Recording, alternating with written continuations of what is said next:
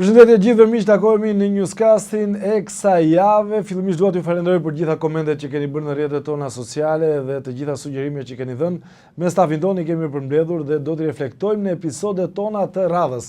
Megjithatë sot do flasim për protestën, udhkryqin e protestës, ku do shkojë ajo, ku po shkon dhe gjitha ato problematika që janë evidentuar gjatë muajit të parë, sepse tashmë kemi hyrë në muajin e dytë. Kam kënaqësinë të kem dy personazhe që njohin shumë mirë situatën me protestën, por kanë një eksperiencë të gjatë në politikë, duke njohur atë nga jashtë kryesisht. Etleva Merkon e kam në studio. Etleva, faleminderit, kënaqësi që të kam te grupi koordinues dhe aktiviste në protestë. Do thoya qytetare, e atij sheshi dhe aktiviste. Po pëlqen modestia, por ta lëm pak më njëse. Batut për ta filluar më but. Ervin Çulin, i mirënjohuri, aktori, regjizori, i mirënjohur, kam kënaqësinë që e kam. Një bisedë që kemi patur në plan ta bëjmë herë, por me këtë rast do flasim edhe pak si e shikon dhe ti. Por dua ta filloj padyshim me Etlevën. Si e shikon gjithë protestën? U mbyll muaji i parë, një bilans pozitiv, por te ky muaj i dytë duke sikur nervat po e lën një pjesë. Nuk do ta thoja kështu Arber. Unë do ta nisja me diçka ndryshe. Ajo protest lindi shumë natyrshëm. Ne nuk e mendonim asnjëherë që do të shkonte një muaj. Nuk e mendonim që do të kishte numër aq të madh njerëzish në atë shesh. Por ja që ndodhi. Dhe unë mendoj se kjo do të vazhdojë kështu. Mendoj se është 36 vite luftë e përditshme e çdo qytetari që ka mbushur pikërisht atë shesh. Dhe janë shumë arsye. Gjithë shqiptarët vuajnë për pjesën e arsimit, për shëndetësinë, për shërbimin e infrastrukturës, për shumë gjëra. Dhe ai shesh përfundimisht i ka bërë bashk pavarësisht bindjeve politike. Pra aty nuk flitet për parti me emra, me logo, slogane, po flitet kundër një sistemi 36 vjeçar. Pra, zërat janë dëgjuar dhe fliten qartazi nga qytetarët kundër një sistemi 36 vjeçar. Pra njerëzit janë të mbingarkuar, të lodhur dhe duan ndryshimin. Do ndalemi te ndryshimi. Çuri, më jep ti komentin tënd. Ka qenë mbështetës, por ke shfaqur edhe disa zhgënjime në reagimet e fundit të kanë ndjekur shumë. Jo, mbështetës kam qenë patjetër, kam 10 ditë e para, kam dalë pothuajse çdo ditë. Jo pothuajse, po kam dalë çdo ditë. Pastaj mendoj pak ndryshe nga zonja në kuptimin që kam frikë se protesta, le të themi, e kreu misionin e saj, që nuk është i pakët. Unë besoj që ka përfunduar një lloj dekompozimi, ka krijuar një lloj xhepi shumë të madh me qytetarët, sepse protesta është marrë në dorë tashmë nga forca politike.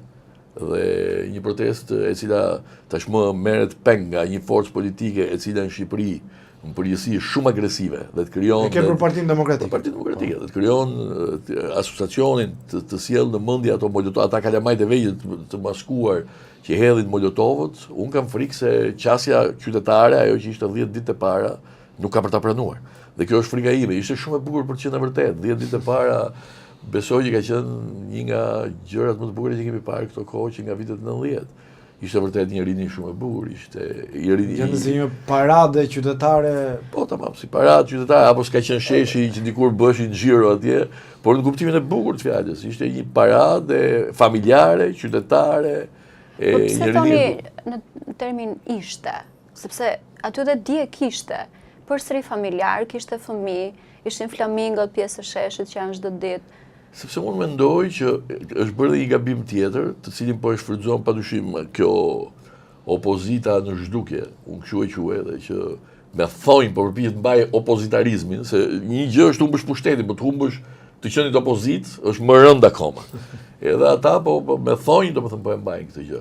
Sepse unë mendoj që duhet ishte përqendruar edhe pjesa organizative në një gjë më thelbësore, duhet gjuheshte në 2-3 pika shumë të rëndësishme, të cilat duhet ishin vënë përpara dhe të mos ishte kaq e pa organizuar pjesa që ka lidhje me kërkesat që bëhen ndaj qeverisë. Nuk mund të luash dot në mënyrë kokforte vetëm një gjë. Dorëheqja e këtij njeriu, Rama Burg, Berisha Burg, dakord se është një slogan edhe simbolik, por nuk mund të luash gjatë gjithë kohës në mënyrë kaq didaskalike me këtë gjë. Sepse në momentin që Rama t'i japi dorëheqjen, Rama është i detyruar që të pranojë humbjen e tij. Kjo është gjë që dihet. Pra duhet kemi edhe një produkt nga cilat produkti kryesor për mua do kishte qenë kodi elektoral, sepse ti duhet ndryshosh kodin elektoral, pa kodin elektoral si do ta mundësh Ramën? Një nga pikat është, një nga 5 pikat, është ndryshimi i kodit elektoral. Plus që një nga rritjet e atij sheshi është që Parlamenti Evropian foli.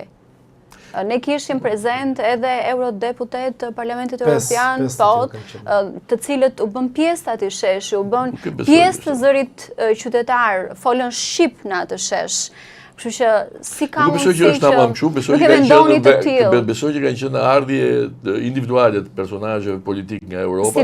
Ne nuk kemi asnjë deklaratë zyrtare sepse patjetër brenda protestës ne duhet ta pranojmë edhe këtë, përveç kësaj qytetarisë dhe njerëzve shumë të bukur që ka protesta, atje ka dhe segmente të cilat nuk shkojnë ndesh me politikat e Bashkimit Evropian dhe Shtetet Bashkuara të Amerikës. Unë do të them një detaj tjetër që qytetarët kanë vrarë frikën. Shumë njerëz që janë pjesë e administratës janë atë shesh çdo ditë. Kjo është e drejtë, kjo është e vërtetë dhe madje unë mendoj që kjo ishte arsyeja kryesore përveç Zvërnecit, që ishte një lloj, ishte shkaku pra. Helena e Trojës e kam quajtur unë Zvërnecin, pra, sepse në fakt ishte ky korrupsion galopan që e ka mbytur këtë vend për këto 35 vjet dhe ky uragan është një uragan kundër establishmentit politik. Jam dakord. I gjithë ky diskutim që ju po thoni, vjen vetëm një pikë. Dorëheqjen e Ramës. Pra ky është mesazhi që ne kërkojmë çdo ditë, që qytetarët kërkojnë çdo ditë. Dhe këto ishte shumë e bukur për qenë vërtet, sepse nuk shikosh. Prap në fund fare ti do ndeshësh me votë, me zotërinë që ke përballë. Ti nuk e heq dot atë me një kush që ai do thotë një ditë për ditë do dalë përpara, më falni tash. Do dalë përpara jush dhe do thotë hajde më vrisnim kryqëzoni tash. Jo, nuk është ideja, ne jemi paqësor, nuk e kemi tendencën e tillë të këtyre diskutimeve. Jo, është metaforikisht, e thash në mënyrë simbolike, sepse në momentin që ai do japi dorëheqjen, ai duhet pranojë në një lloj mënyre rëndjen ose vdekjen e tij politike. Jam dakord që ti një nga pikat mund të ishte edhe qeveria teknike, siç është artikuluar, që të ishte për 12 muaj. Tranzitore. Ka kaluar në këtë moment. Por ti nuk e bën dot në këtë moment që ne jetojmë me 83-84 votat këtu janë të qenë, ne jemi detyruar të pranojmë. Ti nuk e bën dot pa bërë një negocim me të. Ti do ulesh në tavolinë, kohët kanë ndryshuar. Ti nuk je në revolucionin e viteve 90. Ky nuk është revolucion jakobin. Ti nuk del dot këtu të hedhësh monumentin e Enver Hoxhës. Nuk e hedh dot monumentin e Enver Hoxhës. Jam dakord dhe ju keni bërë shumë mirë, sepse ashtu duhet fillonte dhe ashtu duhet ishte për të marrë gjithë këtë fuqi, gjithë të entuziazëm. Por dhe në vitet 90 u shkua te Rabizalia. U tentua negocime për Rabizalia. Unë shpresoj që mos të ndodhi si në 90-ta, që kauzën mos ta marrin ata që e meritojnë dhe ta vazhdojnë ata që duhet. Ku do t'i gjesh ata që e meritojnë dhe ata që nuk e meritojnë? Jo, po përshtypje gjithmonë ata që protestojnë janë më të ndershëm dhe më të mirët. Kjo është vërtet. Njerëzit që protestojnë janë vërtet më të mirët. Dhe pastaj sa vë mbythën karike atje, ne i kuptojmë se janë ose njësoj si ata që kanë qenë, ose dhe më keq, në shumë raste edhe më keq. Absolutisht jo. Unë kam thënë që në prononcimet e mia shumë herë nëpër media dhe kam thënë që unë pjesa e atij sheshi jam pikërisht për ndryshimet. Dhe një nga pikat që unë dua është pjesa e arsimit. Dhe unë në shtator do të kthehem me lumtur aty ku e arsimit. Po, unë kam 20 vite që punoj në sistemin arsimor para universitar dhe normalisht flas me përgjegjësinë më të madhe për atë që po i ndos sistemit arsimor. Patjetër, ideja që keni ju ose dëshira që keni ju e brendshme është një nga gjërat më të bukura. Dhe ajo ta bën edhe unë nuk dyshoj që dhe ju mund të jeni një personazh i cili të japi një zhvillim të vëndit, të jeni vërtet një personazh idealist. Megjithëse unë kohët e fundit kam filluar të dyshoj, a kam njerëz idealist apo jo? Po e zëm se ju jeni. Dhe si ju janë dhe 10 të tjerë. Prap, nuk e ndryshon mentalitetin një shoqërie 10 njerëz. Nuk janë 10 njerëz që ndryshojnë, sepse ti je i formuar kulturalisht, genetikisht në këtë lloj mënyre. Ti sot njerëzit që takojnë në rrugës, edhe shumë nga ata që dalin protestë. Nuk dua ta përbajt protestën se tash, kam qenë pjesë e saj. Prap, çfarë ke bër? Ke kapni një punë, ke kapni një gjë, ë? Ke kapni një pozicion. A është kjo gjua që njerëzit flasin? Edhe në protestë, ke dalë në protestë, po çfarë do kapësh në gjë? Pra nuk thon a do ndryshosh në një gjë. Këtë pikërisht të gjë, këtë mentalitet duhet të ndryshojmë. Dhe unë shpresoj. Po çështje kulturore nuk e ndryshojnë dot 10 vjet. Fakti i daljes në atë shesh dhe fakti i kësaj qytetarie që është bërë gati një muaj e 2 ditë, unë mendoj se po tregojnë që shqiptarët e kanë qytetarinë. Por kjo politik 36 vjeçare është munduar me do e mos që këta qytetarë dhe këtë qytetari shqiptare, këtë të mirësjellje, këtë edukat, ta ndryshoj, ta transformoj për hesap të vet, e kuptohet. Unë jam dakord që duhet një ndryshim i madh. Duhet një ndryshim i madh dhe këto janë hapat e para. Kulturor, se është ndryshim kulturor duhet. Ky është fillimi. Është fillimi. Shiko, ne nuk mund të themi që shqiptarët janë të pakulturuar, sepse është. Po edhe tash edhe slogan që jemi një nga popujt më të kulturuar të botës nuk mund ta themi. Se edhe kjo tani është çike egzageruar. Jemi ndër. Duhet kuptojmë. Jemi ndër. Pse? Kudo që shkojnë shqiptarët tregojnë qytetari, kudo që shkojnë shqiptarët tregojnë që janë të Gajere kanë edhe se nuk dua se do marrë një lumë me sharje. Jam mësuar. Po she pyet, jam mësuar tani u bëra 30 vjet. Je origjinal, kështu që. Jo. Tani thua që jam origjinale unë. Jo, unë besoj këtu. Unë them atë që mendoj. Dhe unë mendoj që shpeshherë ajo mirësia që ne kemi, e kemi edhe nga përulësia. Se jemi shpeshherë umile, jemi të përullur. Pa dyshim që jemi një vend i kulturuar. Si që janë gjithë kombet e tjerë. Çdo komb për veten e vet thotë që ne jemi kombi më i kulturuar. Tash mos i egzagerojmë këto tani se janë e kemi bërë të qenin shqiptar, sigur është qenit biri Zotit. Tani bitë Zotit jemi dhe ne, po është edhe italiani, është edhe gjermani, është edhe tjerë. Nëse rëndësi ka që ky ndryshimi, e di ku e shoh popullin tim. Unë popullin tim e respektoj kur nuk vjedh. Unë popullin tim e respektoj kur nuk vret. Unë popullin tim e respektoj kur ajo administratët mos jetë një administratë e paaft, pordhace, më administratë të paaft. Prapë ju them për shprehjen, më falni. Pordhace. Dhe për këtë, patjetër duhet arrogante, do të njerëz të paditur. Pikërisht pra, njerëz të paditur dhe arrogant. Se të bashkohet arroganca me padijen, është e tmerrshme. Se të paktën mund të jesh arrogant, po je i ditur ose e kundërta. Nuk shkon njëra me tjetrën. Po të dyja bashkë. Ky korrupsion i tmerrshëm, unë këtë them, ky është shqiptari. Nëse Shqipëria do ishte vend kaq i bukur dhe kaq i mirë me njerëz kaq të kulturuar, nuk do kishte vjedhje kaq të mëdha sa ka, sepse dhe ata që vjedhin më. Ata, ky korrupsion i madh që po bëhet, pjesë e jona është. Mos bëjmë sikur këta që dalin protestë janë një Shqipëri tjetër, kurse këta që kanë vjedhur janë një Shqipëri tjetër. Këtë mos ta themi, por jam me juve, edhe ju jeni gocë e re dhe ju duhet ta bëni, duhet rreth parë ndryshim i madh kulturor. Dhe prandaj protesta duhet ishte për mua, duhet kishte zhduk në mënyrë absolute rudimentet e kohës vjetët politikës shqiptare.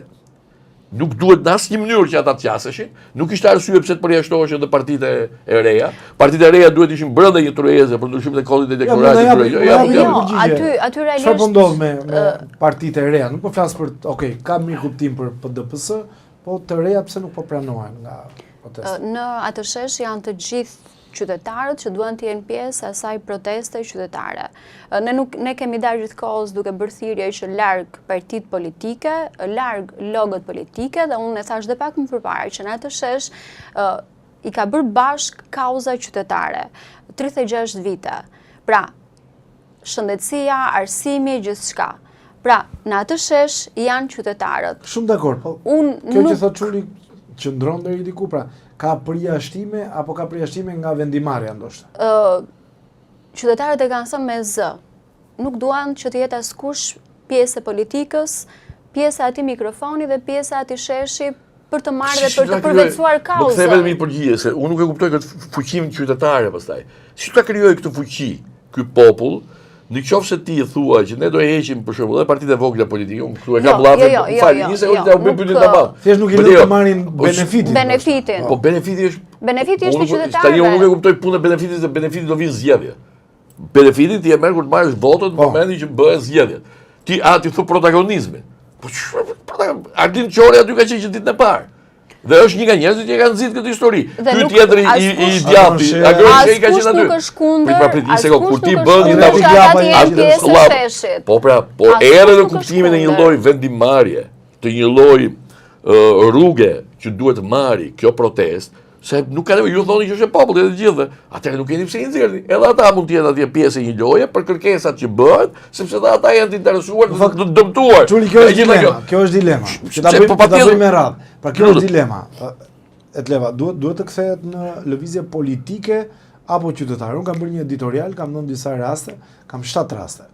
Si në Amerikën Latine, në Afrikë dhe pjesa më e madhe në Europë, lekverdhët që dështuan, ose pjesa ka të bëj me atë që ka patur sukses, që është Serbia dhe Hungaria, të cilat rezultuan sukses, filluan lëvizje qytetare, u strukturuan në formacione politike dhe ja dolen. Për shembull, në Serbi do ke zgjedhjet parakohshme në Vjesht. Në Hungari për 3 vjet mundën Viktor Orban, që ishte një nga liderët më autokrat.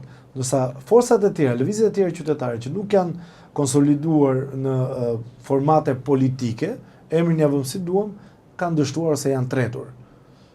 Cili është varianti që po diskutohet më shumë mes jush? Nuk po them kush duhet, se... Realisht nuk është diskutuar asnjë nga variantet. Është thjesht një protestë qytetare që ne mundohemi që çdo ditë në atë shesh të artikulohemi dhe të themi atë që kërkon qytetari i çdo dite në atë shesh, dorëheqjen e kryeministrit. Kjo është një nga pikat dhe ne jemi ende te pika A, mund të shkojmë te pika B pa realizuar këtë. Sa do vazhdoj të them atë shprehjen, peshku në det dhe tigani në zjarr, s'mund të vazhdojmë të procedojmë me pjesët me hapat e tjera në momentin që ne kërkojmë realizimin e pikës së parë. Dhe pika e parë, kërkesa është e qartë, dorëheqja e kryeministrit. Pra dorëheqja e kryeministrit, por mund të jetë një kryeministër tjetër nga PS-ja që zëvendëson, pra si është skenari më pas. Nuk është është parashikuar shumë pika. Nuk është parashikuar diçka konkrete për të qenë qartësisht Pra kjo është gjë ultimative që do zgjidheshte vetëm me një ortek të madh që nuk ndalonte dot në gjë Shqipëri.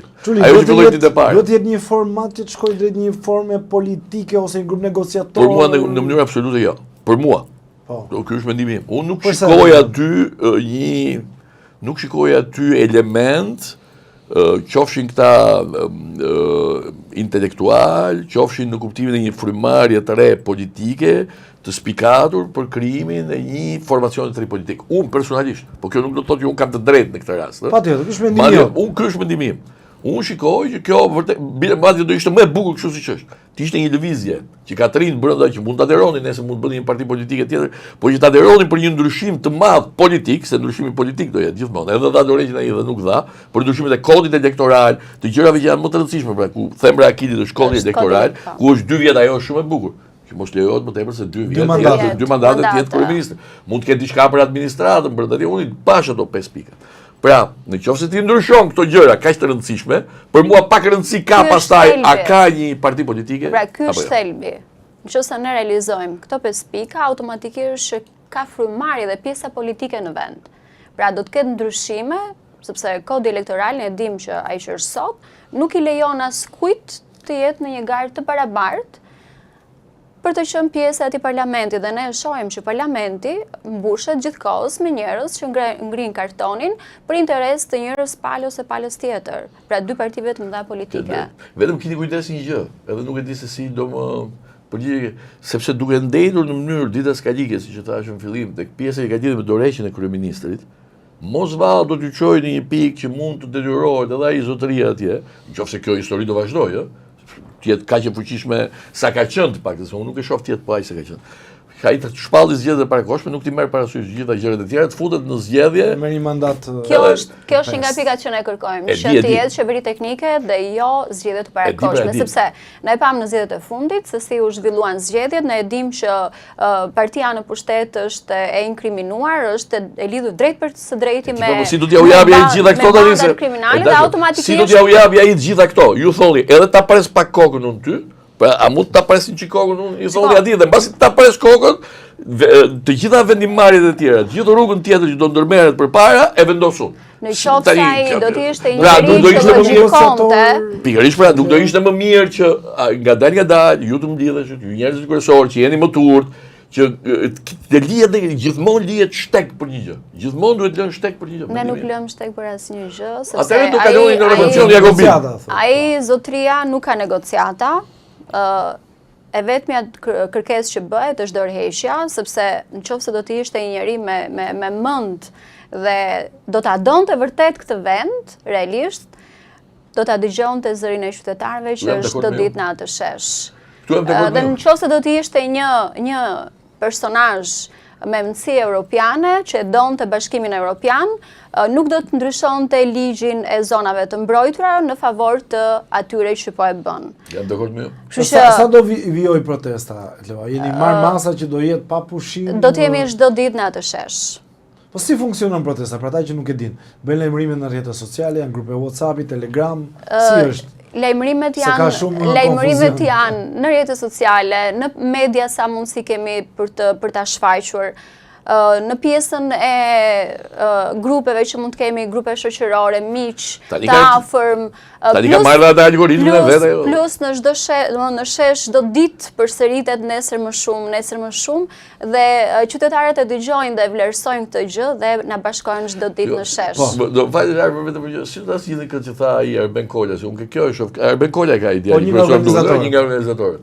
Që tha një ditë në televizion, që do unë e trajtova nga këto shkrimet e mia, që tha, është e vështirë, tha, shumë kjo histori, tha, sepse këtu ka mira njerëz që duhet bëhen, tha, kryeministra, 1000 tjerë, tha, që kanë mendime nga më të ndryshmet, ca që shajnë këte, ca që shajnë atë. Mendimi vërtet, ha? Po, mu duk shumë i sinqert. Dhe kjo është se shumë njerëz e kanë bullizuar, po ai ka qenë. Që ta bullizuar, ai ka shumë i qartë i saktë dhe mu duket nga njerëzit të paktën të papin nga larg, po duket nga njerëzit më të ndershëm. Pra kjo është pyetja, si do ta ruani ju këtë protestë kur kemi të bëjmë edhe me një lumnaj të madhe, patologjike në rrjetet sociale ku gjithkush shan këdo. Shpresoj të ndryshoj kjo gjë dhe dal të më mirë nga ai shesh. Po si do t'ja bëni gjithë që shajnë gjithë. Ndoshta se kam koha do ta tregoj çdo gjë. Se problemi është gjithë sipër. Se është kryesorja, se shikoj. Se Deva është një nga, nuk është kryesorja. Arbër, jo të t'japë simbolik. E di ku është problemi. Problemi është që fillon gjithë. Shumë dilema, prandaj po pyesim. Barazimi i ngjitjes është shumë i bukur. Pra le të themi që janë të gjithë këta zotëritë dhe zonjat, çuat e ria, gocët e reja, ngjitja është shumë e bukur, gjithë secili ngjitet pak më shumë, pak. Problemi është ai që të tërheq ka poshtë. Kupton? Edhe unë këtë kam halli dhe frikën më të madhe të asaj që po ndodh. Që këtu e keqja më e madhe nuk është Rama dhe metodat e Ramës. E keqja më e madhe e protestës, ngadalë po bëhet protesta vet. Në mënyrë ka një rrezik të radikalizmi. Ndalemi te përplasjen me policin? Nuk e mendoj të tillë. Unë do të sqaroj atë pjesën para parlamentit të ditë. Po, më sero pak. Jam dakord që atë pjesën e makinës së policisë nuk duaj. Po atë tek komisariati i policisë? Thyrjet e xhamëve? Përse policia nuk reagoi, pra ne kemi shtet. Atëherë, përse nuk doli të nesër me një deklaratë, sepse ishte shumë lehtë të verifikueshme se kush i thyreti xhamat. Bravo. Që do të thotë, ndoshta ka qenë vetë vendosur nga qeveria.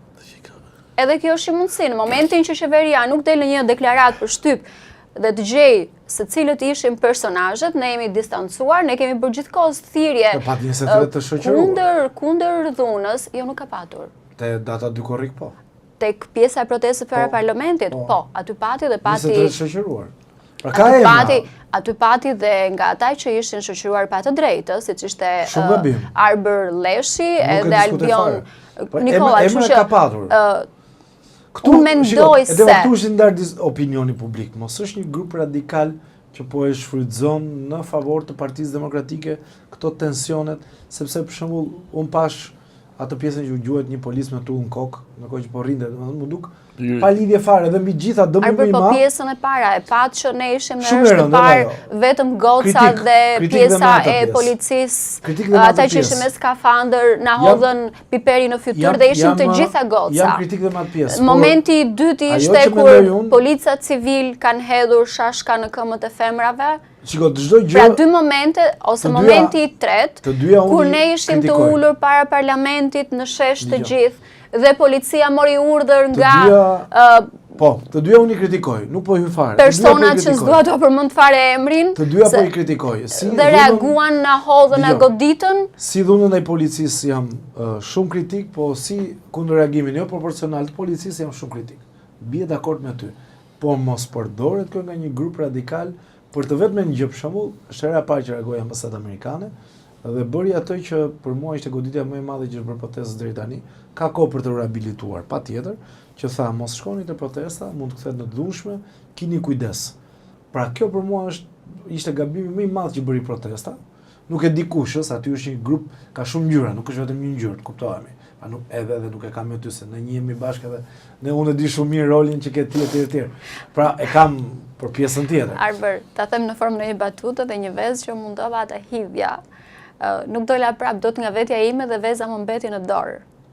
Kështu që ne gjithkohës jemi distancuar nga format të tilla dhune. Ne jemi munduar gjithkohës të flasim dhe të thrasim familjar të vinë, familjar të vinë atë protest, të vinë nëna me fëmijë, të vinë të rinjtë të reja që duan këtë vend dhe që investojnë çdo ditë në Shqipëri. Pse hezitove të gjoje me vezë? Kishe vezën me vete? Mos më thuaj që nuk deshe bëje dëm ushqimin, si tha një deputet i PS-s. Shko, të gjitha bashkë janë këto. Mos e shpërdoroni ushqimin. Të gjitha bashkë, po, duke qenë se unë edukoj breza dhe gjithmonë them fëmijëve që të bëjnë më të mirën, dhe të sjellin më të mirën për këtë vend, nuk mund ta bëja dot atë gjest, nuk e di. Ishte për te i vetes time. Jo, ta kuptoj. Dhe unë do isha dakord që ne të marrim prodhimet vendase, të cilat hidhen poshtë. Pra shkojnë nuk... Sa se dhe dëgjuaj me vezë vëndis. Jo. Në asë mënyrë, jo. Prodhimet vendase të fermerëve shqiptarë, të cilat derdhen dhe hidhen. Shumë ide. Pra dhe t'i çojnë para parlamentit. Nuk i kurajon dhunën, Po, thjesht si një shenjë simbolike për të treguar që ne duhet të suportojmë dhe të mbështesim fermerin shqiptar, produktet shqiptare dhe jo të huaja. Pra, gjë që ne e dim shumë mirë të cilët nuk mbështeten fare fermerët shqiptar. Dhe mendoj se hapi radhës në ditën në vazhdim që se do t'jemi në shesh të parlamenti, do t'i ishte ideja me mirë që prodhimet e fermerëve, ndërkohë i bide thirrje fermerëve të na bashkohen, që me gjitha ato produktet të tyre të cilat prishen dhe nuk blihen, të vendosen para atij parlamenti për të treguar që ja ku janë shqiptarët, e duan këtë vend, punojnë për këtë vend, por nuk mbështeten nga qeveria. Çuri, kjo është pjesa e shëndetshme. Kjo vajza, jo pjesa e shëndetshme, po t'jenë njerëzit në protestë si kjo vajza, gjithë aty. Edhe unë besoj që ka një pjesë shumë të madhe që si kjo vajzë, unë prandaj thash që kam dalë 10 ditë e para. Unë do vazhdoja të isha aty deri në dorëheqjen e Ramës dhe besoj që këtu ka arrit kulmi korrupsionit me këtë lloj qeverie dhe kjo qeveri ka ardhur vërtet në momenti që mos e qeverisim më këtë vend për të vërtetën. Problemi është kur këtu krijohen disbalancat pastaj që ne i tham që futen forca të tjera politike, të cilat janë sepse përballë Ramës dhe Berishës, problemi do jetë gjithmonë ky. Dhe fitoria më e madhe e Ramës kanë frikë se do jetë gjithmonë kjo. Kur të vi momenti që përballë Ramës do jetë Berisha, gjithmonë njerëzit do zgjedhin atë që quhet keqen më të vogël, do zgjedhin Ramën. Kur t'ikin të dy bashk, dhe ta marrin këta. Meqenëse jemi këtu, më jep një koment për qasjen që ka Rama, sulmon protestues, sulmon gazetarë që po merren me këtë. Është një qasje sikletshme apo e ka për PR? Ai 3-4 ditë e para. Për këtë unë jam i sigurt, me aq sa e njoh, me aq sa e psikologjisë, me aq sa zanati më lejon që ta bëj këtë gjë, ai 3-4 ditë e para ka qenë sekonditi e zakonshme. Dhe ajo nuk ishte lapsus, që ai tha për herë të parë që tha atje grupi, unë kam menduar vërtet t'jap dorëheqjet. Derisa e shihni më mbrapa si lapsus. Pastaj kuptohet ata këshilltarët që ka ai edhe në media ca njerëz që janë të zgjuar. Patjetër e mblodhën, e shkondën dhe e mblodhën dhe ai ndryshoi qasje. Tani ai është arrogant. Nga natyra dhe ai qasjen e tij e kaloi pa defensiv, kaloi në ofensiv. Mbrojtja më mirë sulmi, kaloi në sulm dhe përpiqet në çdo moment, nuk ka diskutim edhe me njerëzit e tij që mund të infiltrojnë në sheshe etj. Po përpiqet edhe në media dhe kudo që ai sa më tepër ta çfryj fuqinë e protestës. Po jep efekt kjo qasje sulmuese apo thjesht? Më tepër efekt po jep fakti që Erion Braçi goditet me vezë kurse Gjingjoni përqafohet, që i kishte bërë një gazetar se sa jep kjo e dua t'ju korrigjoj. Pra të godasësh, të lutem. Dua t'ju korrigjoj se nga studentët që ishin atë ditë para parlamentit janë goditur me vezë të dyja kahet politike. Unë kam parë një video. Edhe PD-ja? Po. Do më lejoni? Cilët më themi në një pjesë. Jo, më lejoni vetëm për një gjë, ta sqaroj sepse ndryshe dal si gënjeshtar. Unë nuk e di media çfarë roli kryen në TikTok. Nuk e kanë kapur si moment. Atëherë po ju sqaroj në TikTok. Një djalë që është gazetar, që është pjesë e këtyre që janë le të themi nga njerëzit që ka dalë në ballë të protestës, gazetari News 24 bides më duket se është. Në njërën anë ishin ka i grupi që goditën e Erion Braçet me vezë, dhe në atë moment ka një video e cila ka dalë në TikTok, se s'po e them unë këto, kur ka dalë. Por qafon Gjingjoni. Shpend gashi, se kemi kolege përshëndes. Djalë shumë. Pra kjo nuk ri, kjo gjë. Unë kam qenë prezent në momentin që dolën edhe të Partisë Demokratike dhe janë goditur me vezë. Nuk e kemi parë. Kështu që Kush është goditur? Kemi në një emër, ai sa ke po, parë? është goca Arvina që studentja jonë që ajo gjithkohës pa dallim politik, ngjyrash, është aty duke i thënë opozitë e shitur dhe i ka goditur dhe me vezë. Kështu që po pra, kjo është e vajza që ulëret. Ulëret. E kam parë që fullet në bërësa, era ajo duhet ta kufizoj pak me drejtë. Është ajo studentja që realisht me zërin e saj bashkë me studentë të tjerë. Ka deputet opozitës. Po, janë quajtur. Ke mban më ndonjë për publikun? Më duket se Gjin Gjoni po është goditur atë ditë që ka dalë nga parlamenti. Ky djalë e Është goditur. Ta nuk është kapur nga kamera. Po, është goditur. Kam qenë vetë prezent që është goditur. Madje edhe disa të tjerë u nisën dhe nuk e kam goditur ai PD-s edhe IPS, se nuk i intereson fare kjo gjë. Unë po them nuk mëri e dashur e bravo. Në nivel të Ramamburg, Berishamburg, në këtë nivel, Rion Braçe, një nga deputetët që duam s'duam, ka qenë një nga deputetët të paktën më pak të përfolur për gjithçka. Është kritik me qeverinë e PS. Goditet me vezë dhe Gjin Gjoni përqafohet, ka gjë që nuk shkon, ka gjë. Absolutisht jo, kjo nuk është e vërtetë. Po ç'e vërtet, ka diçka që nuk shkon për ne. Atë ditë kanë dalë dhe të opozitës dhe janë kthyer një pjesë e mirë përsëri mbrapsht, sepse qytetarët po godisin me vezë dhe me miell. Pra, që do të thotë aty nuk ka ky PD-s nuk goditet dhe ky IPS-s duhet të goditet. Aty goditen të gjithë ata që janë pjesë e atij parlamenti dhe gjithë qytetarët me një zëri kanë thënë që është parlamenti i krimit, kështu që nuk ka se si të ndodhin ndryshe që të bëhen diferencime. Për Braçulit për Ramën, si e shikon me këtë qasje duke sulmuar njerëzit e protestës, se duan ta lënë vetë PD-ja më pas.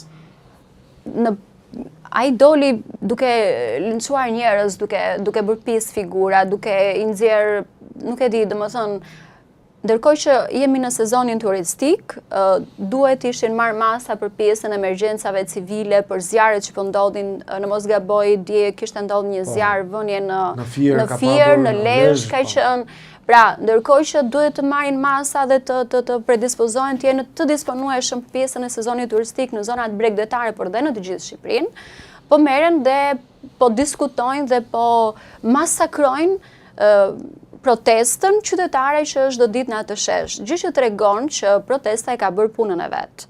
Pra ata qytetarë kanë bërë punën e vet disi.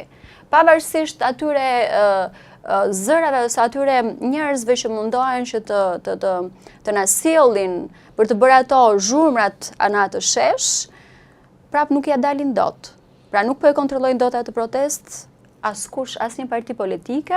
As PD-ja, as PS-ja. Sepse qytetarët janë ata të cilët reagojnë dhe kontrollojnë tashmë atë protestë. Një kritik që has shpesh në rrjetet sociale, edhe nga, për shembull, po përmend kolegun Armir Shkurti, meqense e kam lejen nga Armiri, ai akuzon grupin e mikrofonit. Ka një mos rakordim, ka një shqetësim, ai e quan një grup që ka litrojës, po merr peng etj. Është e vërtetë, është konstatimi i drejtë ky apo mund të ketë patur tensione? Unë tek ai grupi nuk shoh asgjë të keq, se aty ka gjithkohës thjesht mundohen të koordinojnë atë pjesën e diskutimeve. Mund të koordinojnë pjesën e diskutimeve, aty ka ardhur dhe ka folur çdo kush që ka patur dëshirë të flasi. Ka bides më tepër se sa se ka folur në një i thitur aty për problem, megjithatë s'ke bën këtë. Prandaj quhet sheshi i qytetarëve, është e drejta e kujdo që të afrohet dhe të flasi. Aty ka patur dhe diskutime nga njerëz, nga artistë, aty ka patur, kanë folur dhe njerëz të thjesht të zakonshëm, që vinë nga përditshmëria, pra që punojnë dikush sanitare, dikush pra nga gjitha llojet e shtresave shoqërore. Pra është sheshi i qytetarëve. Nuk është se... Me kë mendim je se na shpëtoi nga diskutimi, duhet bëhet informacion politik ose një grup negociator apo jo? Për momentin nuk e shoh të arsyeshme. Sepse me kodin zgjedhor, 6 muaj para zgjedhjeve, më lejoj ta bëj të plot ndjes, 6 muaj para zgjedhjeve lokale, ato që janë zyrtarisë, ndoshta mund të nuk e di. 6 muaj para zgjedhjeve nuk mund të ketë ndryshim kodi. Pra Shqipëria do shkojë, nëse nuk ndryshohet në nëntor maksimumi, do shkojë me të njëjtin kod zgjedhor në zgjedhje, pra nuk mund të ketë ndryshime. Kjo është diçka që ha debat pastaj. Se jo, se ndoshta është diskutim. Jo, ha debat, prandaj them. Ja, është diskutim për jurist. Jo, duhet të thoj edhe kjo pyetje që bëhet për Ramën, se më kaloi një gjë nga mendja. Kjo është një qeveri i dashur. Ti e di që unë kam qenë rreth 2 mandate, kam qenë drejtori i teatrit kombëtar. Problemet e mia më të mëdha me këta, kam qenë kur pjesë, nuk ka një gjë të keqe, e Partia Socialiste u qas më shajnë e manat e mojnë e tjera, se më ngeli mbi shpallë ajo historia e prishjes teatrit ose më mirë. Çuli çdo njeri publik në këtë vend sulmon. Nuk e diskutoj, por mua më ka bërë dhe kritikojnë e gjithë. Patjetër, mua më mallkoi. Po ne jemi privat sido që tjetë, kështu që nuk ka problem fare mua tani më shrrej lëkura, po thoja, pjesa kryesore e cila mua filloi të më bënte shumë përshtypje, sidomos në 4 vjeçarin e dytë, ishte fakti që këta ishin shumë të ndjeshëm ndaj pjesës që ka lidhje me audiencën sociale.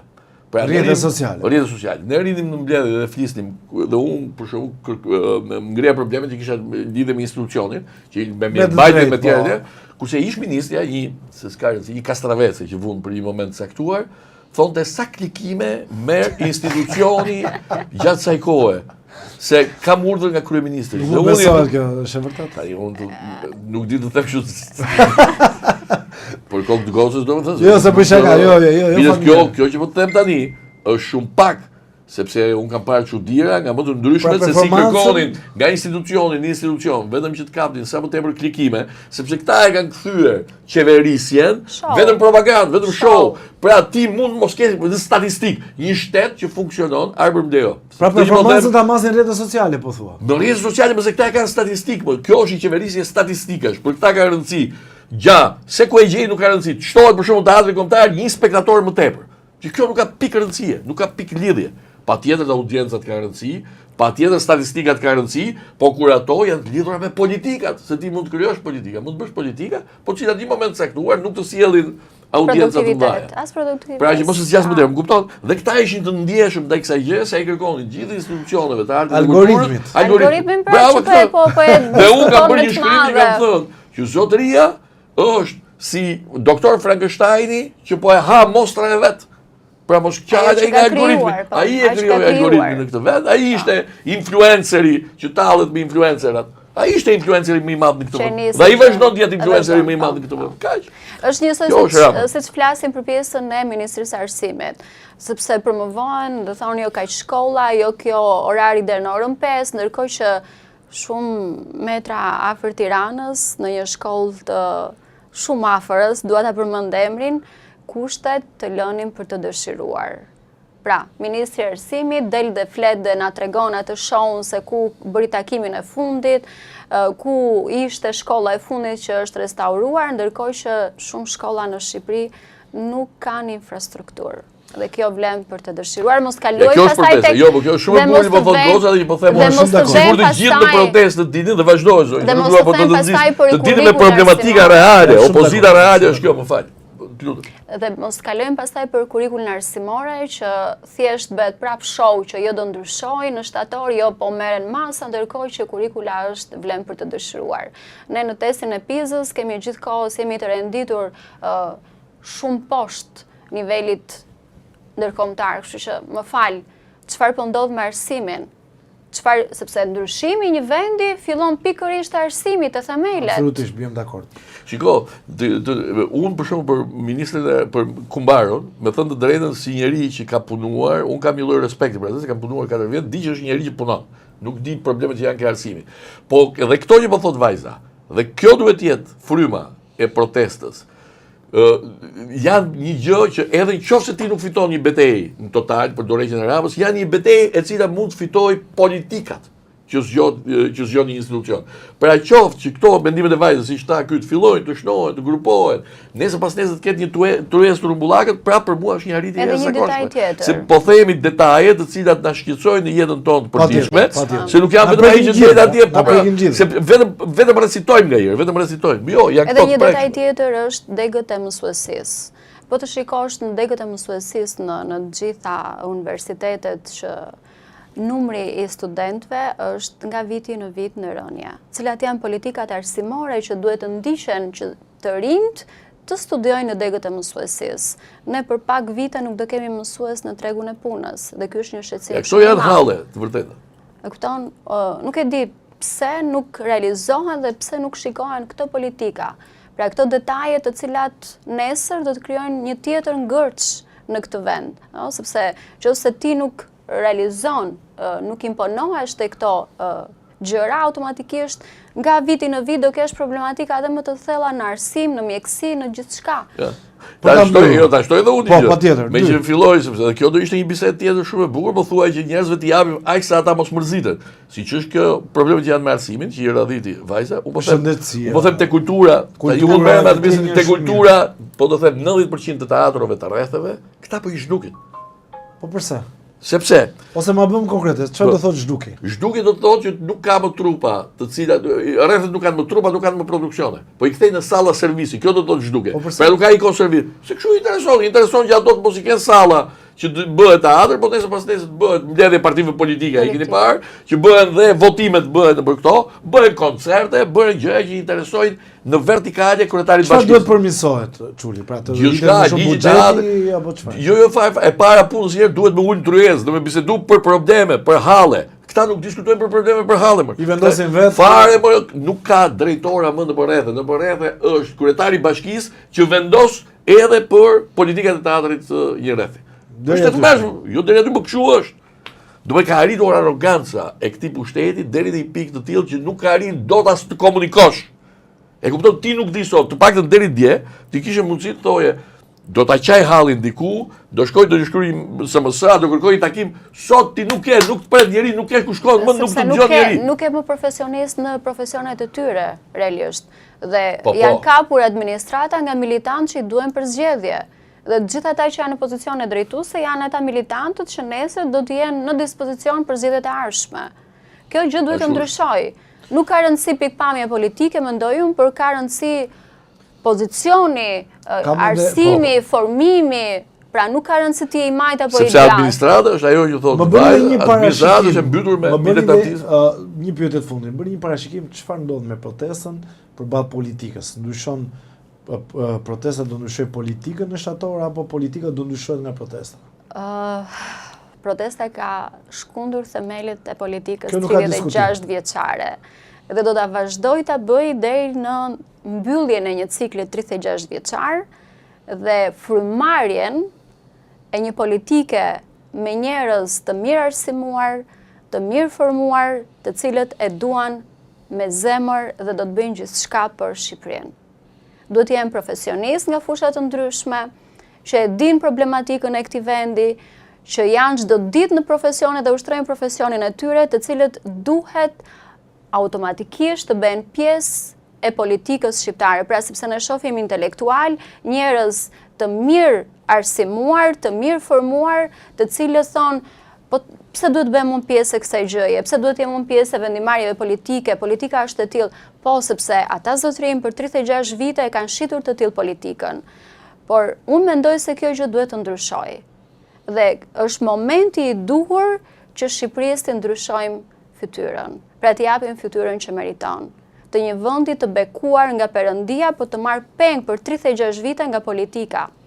Shpresoj shumë që ndodhi gjë e tillë. Çuli, për ta mbyllur, më jep një parashikim çfarë ndodh me protestën dhe me politikën. Se nuk di ta them. Jep një koment për politikën, se ndoshta na shpëtoi nga diskutimi. Unë po të jenë, po të marri fytyrën, ngjyrat e kësaj vajze, edhe të shokëve dhe shoqeve të saj, protesta siç ishte në fillim, do isha shumë optimist për të. Edhe do ta ndiqja pas, domethënë, 24 orë për 24. Nëse protesta pastaj do ketë këtë lloj ndërkallje nga elementë të cilët vetëm kanë interesin e tyre për ta shkatruar protestën, dhe ata do arrin të kapin fuqinë e protestës, atëherë jam pesimist. Kurse sa i përket Partisë Demokratike, shoh një parti gjithmonë më tepër të zvogluar, të marginalizuar. Nuk shikoj, unë shikoj Partitë Demokratike që në zgjedhjet e tjera do jetë 20 deputetë poshtë. Dhe kjo është një fatkeqësi tjetër e këtij vendi, domethënë, që nuk ka një opozitë të vërtetë përpara. Unë e shoh, për shembull, e kam thënë në një emision tjetër, unë do zgjidhja sot Arlind Qorin përpara Partisë Socialiste, po do zgjidhja dhe si e ka Agron Sheh përpara Sali Berisha, përpara Partisë Demokratike. Pra për mua ka rëndësi që të krijohen frymëmarrje, mos jetë më ky sistem i korruptuar bipolar. Ky sistem i korruptuar bipolar. Një shumë i korruptuar dhe një më pak i korruptuar. Po që kur bëhen bashkë edhe rregullojnë interesat e njëri tjetrit, atëherë qytetari i thjeshtë është totalisht dastinuin, është plurdar, nuk vlen fare. Kundër tezë për diskutim, edhe e fundit me këtë do ta mbyllim, por si ka mundësi një sistem duopol, kaq i fort korruptiv, të mund të largohet nga 20-30.000 veta, 50.000 veta në shesh, 100.000 veta shesh, japim një shifër, edhe 200.000 po t'jap. Pushteti nuk largohet në këtë mënyrë, Pa flasim për sistemin, nëse flasim për në këtë mënyrë shkundet fort, por çdo lloj partia politike largohet vetëm me zgjedhje. E Lema, për ta mbyllur edhe këtë pikë. Mendoj se dorëheqja e Ramës dhe kodi zgjedhor. Dhe kodi zgjedhor është nga pikat kyçe për ta ndryshuar të politik 36 vjeçare. Te opozita mund gjeni besim te zoti Berisha apo? Jo, unë personalisht jo. Unë e them që ka ardhur koha që ky cikël 36 vjeçar të ndryshojë. Dhe Partia Demokratike ka njerëz plot të rinj që mund të jenë pjesë udhëheqëse e saj partie. Mirë. Ai dia tash ka filluar, ai flet në emër të protestës më burr. Është i madh fare. Nuk e ke si flet vajza në emër të protestës ka drejt, ai do të flisë. Do ta përdori, ëh. Po flet po sikur me qeta ai po bën protestë, është gjigant. Ky është një tjetër diskutim, po do kemi mundësi ta vijojmë. Faleminderit shumë Leva, kënaqësi gjithë. Kisha çuli. Shumë faleminderit kënaqësi. Do të kemi përsëri prapë se do të flasim edhe për çështjet të artit dhe kulturës. Faleminderit shumë. Ndërkohë erdhëm në fund të kësaj pjese të Albania Newscast. Bëni subscribe, jepni komentet tuaja, ndërkohë do të takojmë me episodet e radhës.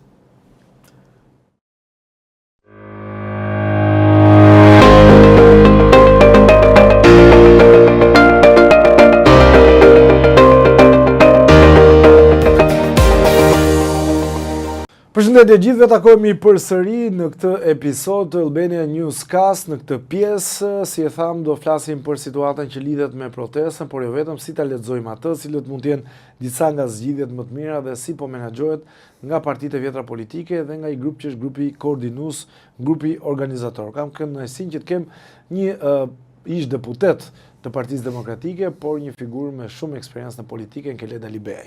Alibej, faleminderit. Kënaqësi se gjithmonë që të kam. Kënaqësia ime. Besoj ti e ke ndjekur protestën, ta fillojmë ndryshe diskutimin. Çfarë po bëhet mirë dhe çfarë nuk po bëhet mirë në optikën tënde? Pra po flasim 4-5 hapa pas. Mas është herët për të folur 4-5 hapa pas, e para dhe dyta, do doja të shikoja vetëm se çfarë po bëhet mirë, me thënë drejtën. Po. Duhet ta shoh. Ose ta kthejmë në këshilla. E kam parë me dashamirësi. Dhe kam përshtypjen që si unë ja shumë që e shohin me dashamirësi për faktin që kjo lloj proteste nuk është me memorien time nuk është se ka ndodhur ndonjëherë. Pra kaq e gjatë, kaq e rezistente, nga përbërja me rryma, me orientime, me qëndrime nga më të ndryshmet. Pra kjo lloj rezistence e ruajtjes së një konglomerati të larmishëm të njerëzve që janë atë protestë është ndoshta fenomen social që ky vend s'e ka parë ndonjëherë. Mund të jetë krahasueshme me atë që ka ndodhur në 90-91. Po. Shkoi gjatë, konteksti është totalisht ndryshe patjetër. Ka ndodhur protesta, po themi deri diku masive, ajo armëve kimike, nuk po shkojmë thellë në historinë e këtij vendi, ajo e studentëve, por që për shkak të mungesës së rezistencës. Pra, jetë gjatësisë. Për shkak edhe të mungesës edhe një lloj suksesi të atyre, se kjo e tashmë e ka një lloj suksesi, mund edhe ta them. Kam përshtypjen që shënon një lloj kulmi të emancipimit politik të qytetarisë së këtij vendi. 37-8 ditë më parë, shumë nga ne, unë njëri prej tyre, kam qenë që mendoja që publiku shqiptar kishte rënë një lloj letargjie të thellë. Nervi qytetar për të reaguar ndaj padrejtësisë, ndaj keqeverisjes, ndaj sistemit politik të vjetër, ishte pothuajse i vdekur. Ky ishte opinioni im, duket që kam qenë i gabuar, sepse kuptoj tashmë, duke parë dhe atë se çfarë protesta përfaqëson, ka ndodhur ka carisi vërtet interesante. Të kesh në atë protest qytetari, unë besoj që është vërtet një hap i madh emancipues. Qytetaria, me thënë të drejtën, ky mund të qenë dhe disfunksion, nuk ka qenë e tërhequr prej angazhimeve publike, të cilat në Shqipëri kanë qenë gjithmonë njësuar me angazhimet partijake. Nuk kanë qenë as ke PS-ja, as ke PD-ja. Së dyti të bashkjetojnë në shesh, në bulevard, në një angazhim publik anti-qeveritar, më saktë anti-sistem. Njerëz që kanë votuar dikur Edi Ramën dhe njerëz që kanë votuar dikur Sali Berishën, besoj që kjo është një arritje e madhe. Pse? Sepse unë jam i qasjes që ajo dialektika majt djathtë në Shqipëri, po pothuajse për gjatë gjithë kohës, 30 e kusur vite, ka qenë hipokrite, ka qenë reale. Ka qenë stisur, ka qenë një lloj instrumenti për t'i mbajtur shqiptarët, qytetarët të ndarë në skalione politike, në ethet e fanatizmit partijak, dhe në këtë mënyrë edhe ka erësuar në një farë mënyre për të parë përtej këtij teatri hipokrit politik, Majt Djathtë, Rama, Berisha, PD, PS, po doni ju. Të te i kalosh këtë lloj gjendje, e cila ka vazhduar për kohë të gjatë, siç e thash, nuk është gjë tjetër veçse një risi dhe një emancipim i madh qytetar. E në këtë pikë e udhës është për të parë cilat janë arsyet, pse s'ndodhin parë. Gjendja ekonomike ka qenë kjo. Qeverisja, po kjo ka qenë. Simptomat të tilla si emigracioni nuk është se ndodhi tani. Ka vite. Mund të ka qenë një kulm më të lartë. Për më tepër pak vite më parë. Okej, pak vite më parë ka qenë edhe më tepër. Me sa duket, proceset të tilla kërkojnë ato pikën e tyre të ngopjes, me thënë drejtën. Dhe unë mendoj, jam i opinionit që ndodhi tani, jo thjesht dhe vetëm si një proces që unë ngop pak nga pak, ditë për ditë, por se një shtys të fortë e ka sjell edhe fakti se teatri i madh politik, PD, PS, Rama, Berisha, të pak nga zgjedhjet e vitit kaluar, po edhe pagës më herës, me thënë drejtë. Po dhe 2-3 muaj më parë, ka qenë një lloj muaj mjalti, rezoluta integrimit, territorialja, zgjedhore. Këtë isha duke të thënë, pra. Po. Duket që njerëzit kuptuan që ajo dialektika, betejë, lufta mes tyre ka qenë fake. Në saj edhe të medias, në saj edhe të informacionit, rrjeteve sociale tashmë, është shumë e thjeshtë për të kuptuar, për të marrë informacion, nëse kjo lloj betejë është reale dhe nëse në bas dyerve ka dhe pazare mes tyre. Ka rezultuar së paku për një periudhë sipas meje 3-4 vjeçare që publiku shqiptar, votuesit po doni ju, kuptuan që ishte e kot e tepërt pa ndonjë vlerë publike të ishe i vendosur në tifozeritë respektive të Ramës dhe të Berishës, sepse midis tyre nuk ishte asnjë lloj ndryshimi, për më tepër, sidomos në periudhën e fundit, në saj edhe të një, do ta them këtë, edhe të një aktori të tretë që u fut në këtë lojë politike, që është drejtësia, i nxori hapur në situatën që janë bashk kundër një të treti, që është sistemi i drejtësisë në këtë rast. Dhe për këto kuptohet që sistemi i drejtësisë nuk është një lojtar politik, e kupton kushdo, dhe ata që nuk bluajnë politik të përditshme, me thënë drejtën. Dhe në mendjen e çdo qytetari shqiptar fillon të mendojnë, po, si ka mundësi këta luftëtarët e egër me njëri tjetrin, tash në një ditë të bukur, bëhen bashk në një front kundër drejtësisë, e cila kjo e fundit nuk bën gjë tjetër veçse për shkak edhe të funksionit që ka, po godet, për aq sa po godet, të korruptuarit, hajdutët, ata të cilët ja bëjnë jetën e vështirë pikërisht këtyre qytetarëve. Do të them, u mblodhen të gjitha këto element pak nga pak për gjatë gjithë kohës dhe mjaftoi, po themi një incident në Zvornec, incident i vogël, i rënd, ku secili pastaj pa se në çfarë situate ishte dhe me sa duket kështu fillojnë edhe këto ndryshimet e mëdha. Do të them, kjo është pjesa pozitive e kësaj proteste, ende pozitiviteti nuk ka mbaruar për sa kohë që vazhdon me të njëjtin intensitet, vazhdon që dhe jehona përtej kufive të këtij vendi është ende e fortë, ka rrëzuar disa mite, nëse më lejon mund t'i them, shumë shkurt. themi. E para ka rrëzuar mitin e opozitës. Mbase nuk është e udhës ta filloj nga kjo, po e filloj nga kjo sepse është, si thua, e sakrifikuara e parë. Mendimi i lirë i takon të ftuarit. Kur po them e opozitës, po them më së shumti të Partisë Demokratike. Para se të fillonte kjo lloj ngjarje e madhe, ngjarjet e vogla opozitare të mbledhjes, çdo të hënë një grushti njerëzish aty tek kryeministria, dukeshin që ishin 50 veta, 100 veta shkonte, është e çuditshme. Në fakt ishte një imazh trishtues, me thënë drejtë. Një imazh trishtues, po ishte edhe fake, se kjo tregoi që ishte përsëri ishte fake, sepse njerëz ka, revolt ka, mllef ka, qytetari ka, forcë kundër qeverisë pas ka, dhe efekti parë ishte pikërisht kjo. Ka 35-36 ditë që të paktën në media, unë nuk shoh që të bëj lajm ndonjë nga ana e Selisë Sali Berishës. Edhe ato ngjarjet e fundit, jo po zgjedhje, jo po Kryesia, si do duk me gjemi të kryesia shkurtimisht. Asnjë lloj vlere, nuk kam asnjë interes, nuk u bën asnjë interes publik për sa kohë që aty vazhdon të jetë po i njëjti individ, i cili me sa duket ka vendosur atë që unë kam thënë shumë kohë më parë, atë parti do ta marrë me vete në fundin e vet politik. Kështu që ja efekti i parë.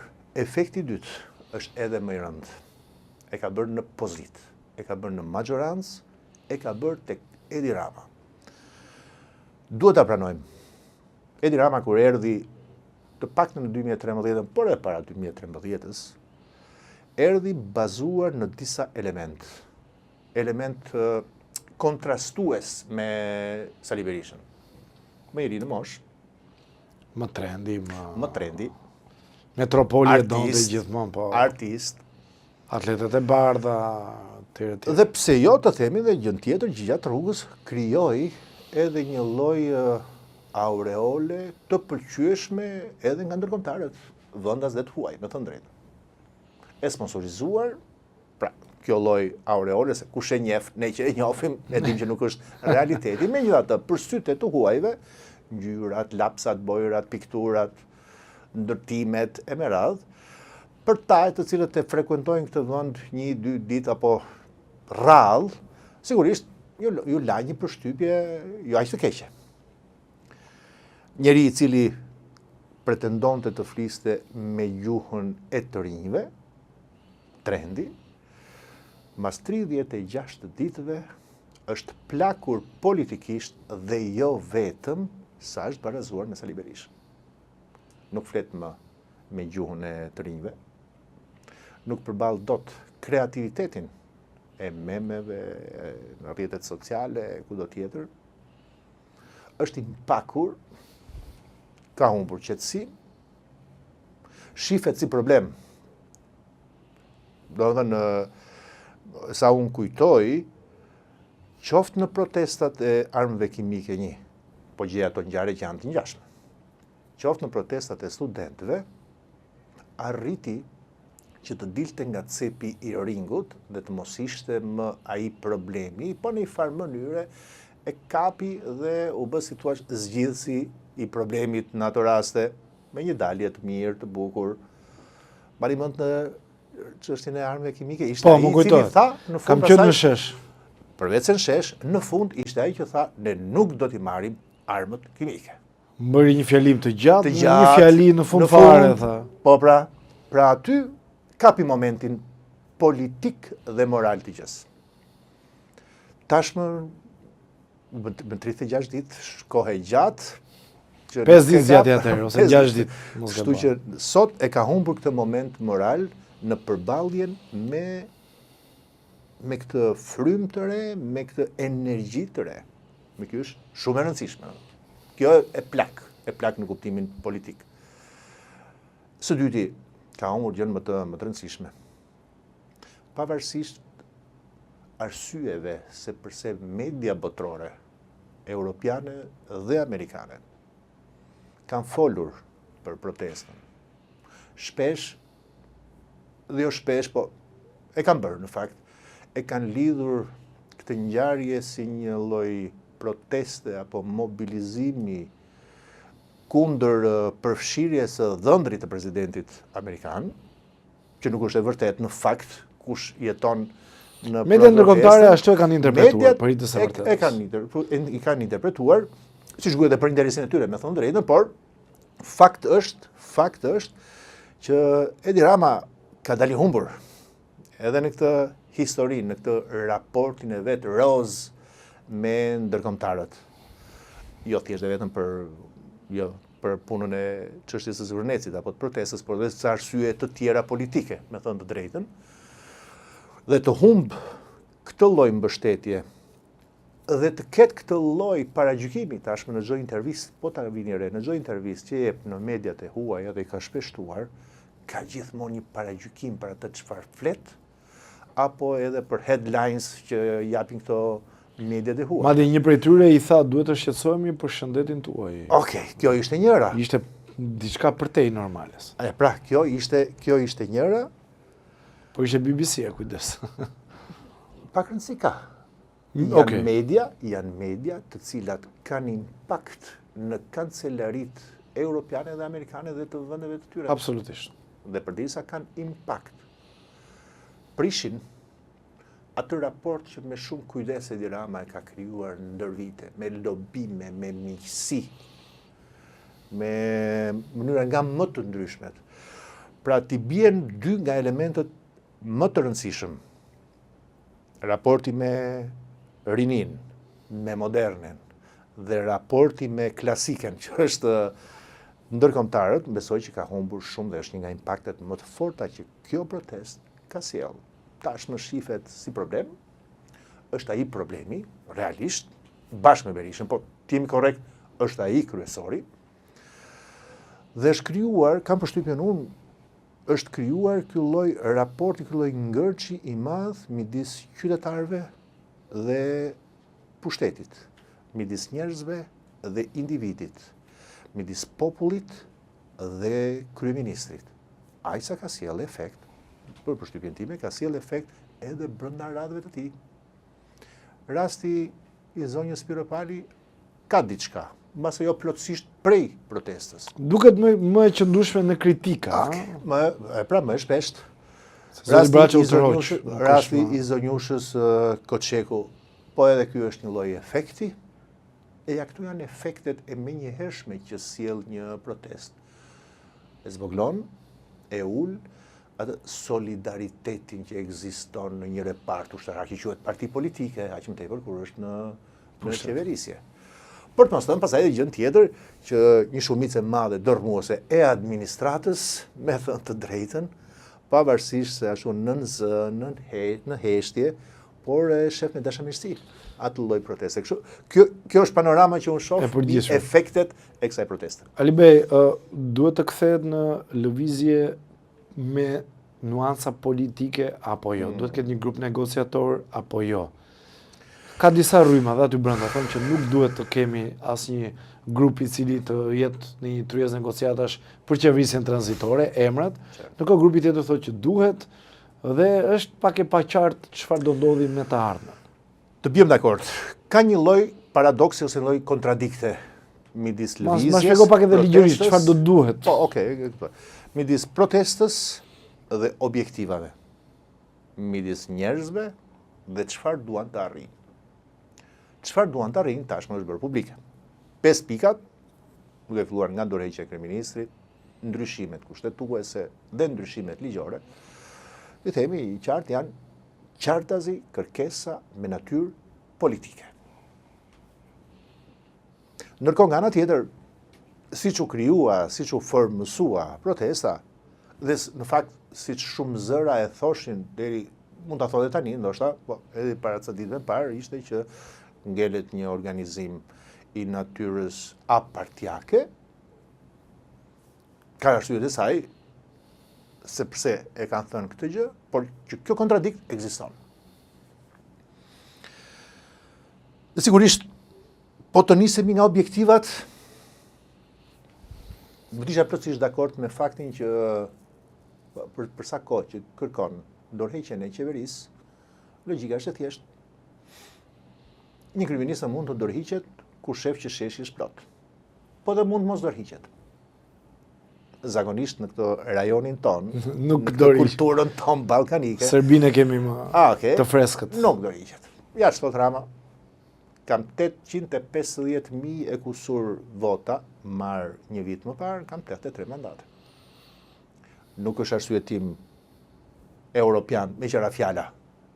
Absolutisht jo, sepse ti mund t'i marrësh një ditë, po që ditën e dytë pasi i ke marrë, ti jenë test të prehershëm nga publiku. Nuk është statike e vota. Njerëzit ta japin një ditë votën, po nëse ditën e dytë fillon edhe tradhton besimin e tyre, ato vota ikin.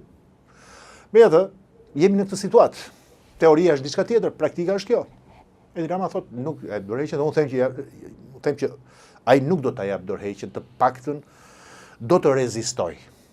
Për të mos qenë absolutist, do të rezistoj, edhe për një arsye tjetër, nuk është i lirë për ta dhënë dorëheqjen. Ka ngritur një lloj sistemi transaksional të qeverisjes, me koncesione, me leje, me interesa, me... Pa thoj që edhe sistemi vetë nuk e lë të ikim më. Vetë sistemi ka ngritur një mal të madh projektesh financiare të mëdha, 4 miliard thot, 2 miliard për Durrësin, e miliarda në Tiranë me ndërtime. Këta e kanë varur fatin, këta biznesmen, që nuk më duket që janë biznesmen, e kanë varur fatin e tyre politik, pikërisht tek një njeri, tek Edi Rama. E daj, këta nuk është se do të është një forcë e cila lufton për të arzuar, jo, ta luftojnë për të mbajtur. Mund t'jem pak, nuk e di, por kanë forcë madhe monetare, mediatike po të doni ju, dhe jo vetëm. Po jemi në situatën që ai nuk e jep dorëheqjen. Atë pyetja është si mund të arrihen këto? Është e natyrshme, është e logjikshme që mjeti i vetëm në këtë demokraci hibride, e cunguar, e gjymtuar, është vetëm një. Zgjedhja. Me votë. Dhe unë them që është një rrugë e cila ka sens. Pse? Zgjedhje parakoshme flasim gjithmonë. Jo, ende. Ka sens. Po t'i kthehemi diskutimin që bëra pak më parë dhe nëse është i vërtet ai perceptim dhe ai analize ime, aty ka njerëz të majtë që dikur e ka votuar Ramën, dikur ka votuar Berisha. Po. Kam përshtypjen që këta njerëz që janë shumica, Kolorit, dhe jo vetëm ata, po të mos harrojmë që si ata mendojnë edhe shumë të tjerë që edhe mund të mos dalin aty.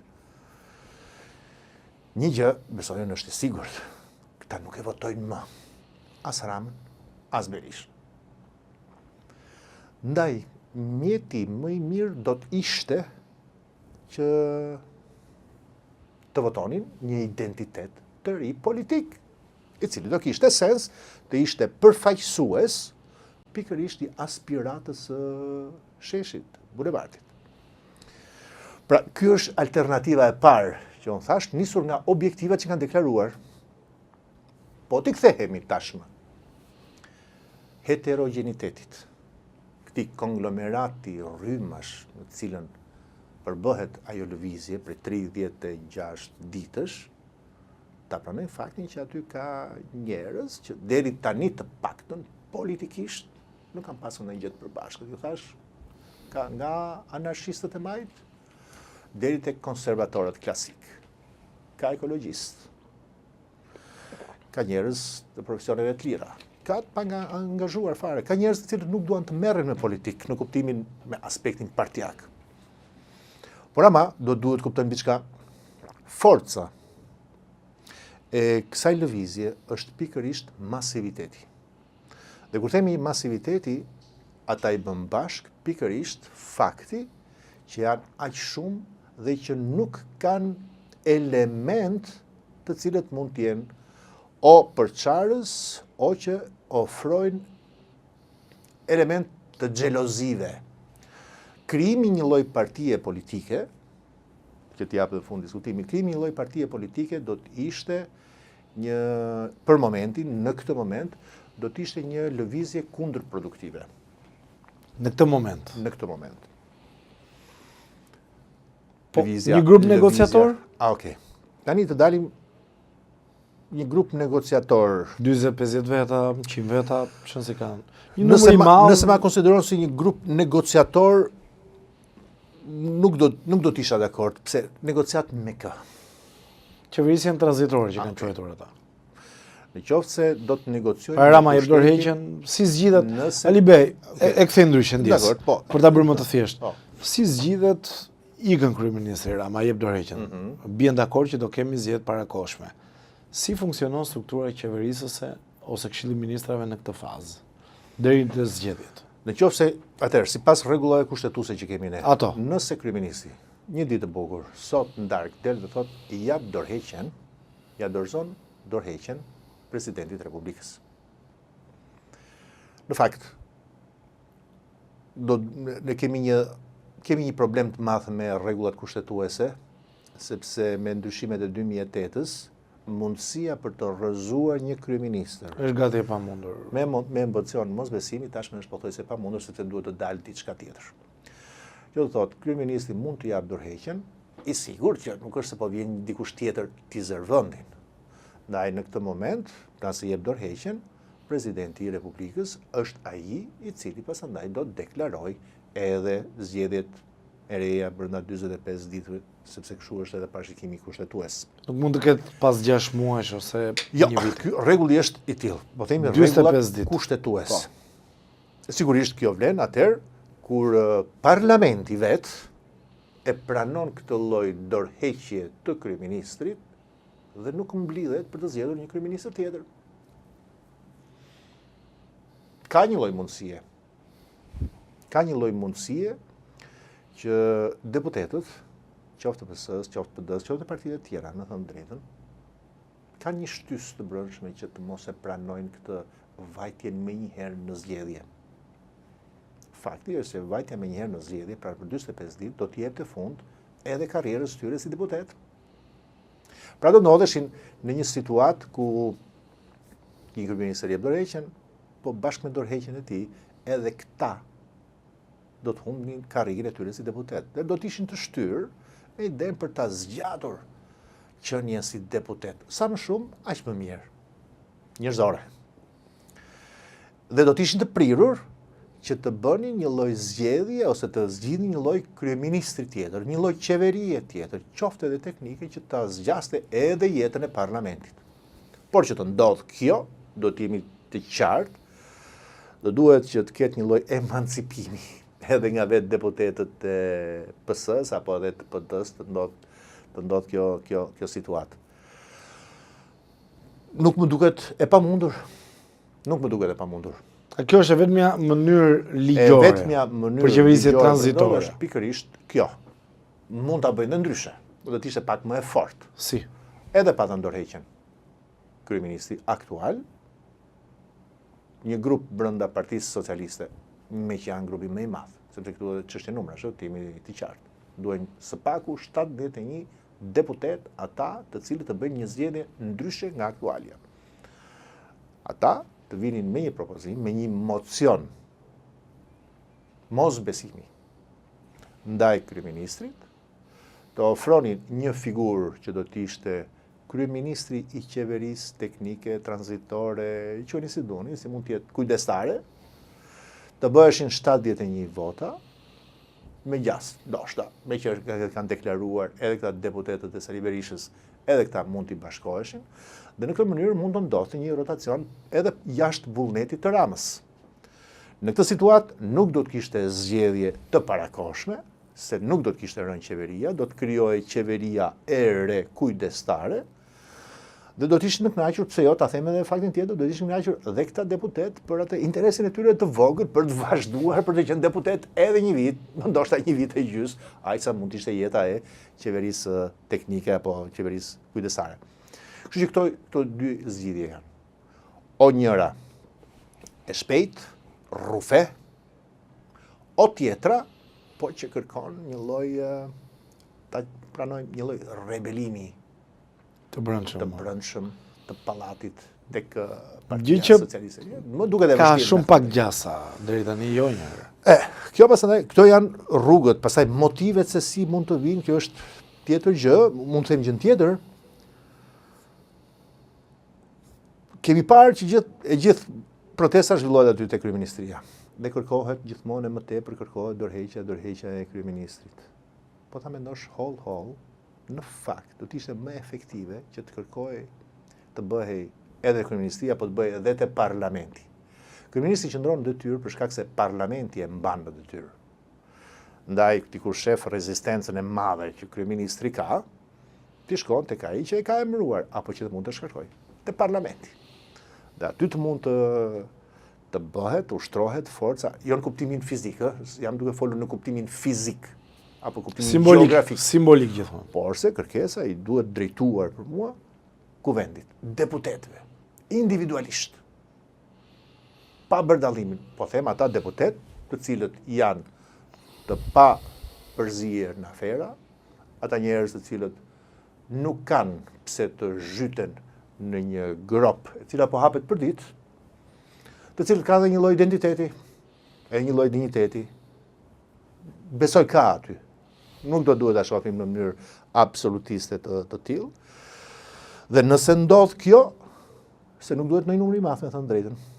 Nëse i qëndrojmë 71 vota duhet. Nëse i qëndrojmë faktit që deputetët e kësaj pseudo-opozitës, unë i quaj gjithmonë pseudo-opozitë, po të paktën fjalën e kanë thënë, që janë për një qeveri kujdestare, këtyre të Sali Berishës. Pa përfshirë Sali Berishën. Duke përfshirë edhe 4-5 deputet të tjerë të partive të reja, jo më shumë se sa 10-12 deputet prej Partisë Socialiste duhet të jenë ata të cilët të bëjnë këtë lloj rebelizëm, është fjalë e rëndë, po këtë lloj akti për të shpëtuar vendin, pse jo? Pra nuk është kaq e vështirë në terma numerik. Megjithatë, është Këto janë zgjidhjet juridike. Diskutim i avancuar, është juridike dhe politike. Pastaj zgjidhje të tjera të natyrës diplomatike janë pafund, siç edhe ti mund të dish fare mirë. Fakti që një vend, një vend i cili prej 36 ditësh e nuk e din se sa do të vazhdoj, ndodhet, qeveria e këtij vendit ndodhet në këtë lloj presioni, brenda një konteksti të procesit të integrimit, që me sa duket edhe për shkak të kësaj çështje do të ketë probleme, kapitulli 27 i mjedisit, me sa duket, do të jetë problematik. Është ndër më problematikët, mos themi më, po. Ndër më problematikët. Ndërkohë që ka dhe një barë tjetër të madhe të mbartur, që është ajo e çështjes kapitullit 23, lidhur me drejtësinë. Që në vjesht rasti Balluku, pra heqja e imunitetit, nuk e bën jetën kaq të lehtë të një qeverie dhe mund të shkojë deri në dorëzimin e kryeministit, por kjo është për tu parë. Pra ka mënyra dhe të tjera, forca që mund të bëjnë presion për largimin e një qeverie dhe të një kryeministri. Por do duhen shumë numre në sheshe. Okej. Kjo është e vërtet. Unë e thash, numrat janë ata të cilët vendosin. Për mua nuk janë as aktet e vogla të dhunës, as sinjalet emocionale ndonjëherë që mund të ketë dhënë ajo protest, në pak raste, me thënë të drejtën, të akteve ekscentrike. Për mua, dy akte janë, dy gjëra janë, dy karakteristika. Një, të qenit paqësore, dhe e dyta të qenë masive. Kur them masive, jo për ditë 100.000 veta. Patjetër. Ato që janë protesta kombëtare. Do t'rregoj siç ndodhi, kemi pasur 2 protesta e datës 20 para 2 ditëve, të cilat kanë treguar qartësisht vullnet të madh, të qartë të qytetarisë për të larguar këtë sistem politik, jo vetëm qeverinë. Këto janë aktet për mua të cilat e bëjnë të qartë dhe që do duhet të vazhdojnë. Dhe rezistenca, sigurisht rezistenca. Qëndrueshmëria. Libej, më jep një koment për partitë e reja. Si ka mundësi nuk e kapitalizuan dot këtë situatë politikisht gjithmonë. Do ta shëja është atje, po nuk urri dot. Lapa gjithashtu dhe Qorri gjithashtu, madje disa momente janë përzën nga turma. Po. Do ta lidh edhe me atë që më pyete pak më parë, ndoshta e lash edhe pa edhe një, po them, përfundim me atë paradoksin midis kërkesave politike, qartësisht dhe një lloj vështirësie për të shndërruar juridikisht në identitet politik.